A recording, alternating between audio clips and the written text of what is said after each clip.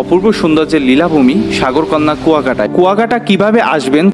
আমি যাচ্ছি একটি নন এসি বাসে করে, যা আমাকে সরাসরি ঢাকা থেকে কুয়াকাটা পৌঁছে দিবে।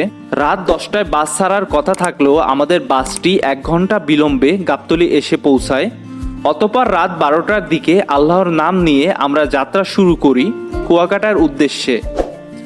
জেনে রাখা ভালো, ঢাকা থেকে কুয়াকাটার দূরত্ব 271 কিলোমিটার। বাস ভাড়া পড়ল জনপ্রতি 800 টাকা করে।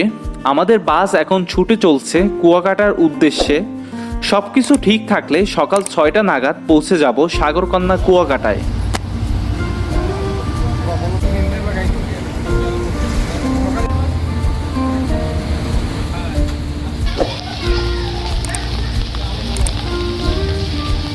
আসসালামু আলাইকুম। কুয়াকাটা থেকে সবাইকে জানাচ্ছি শুভ সকাল।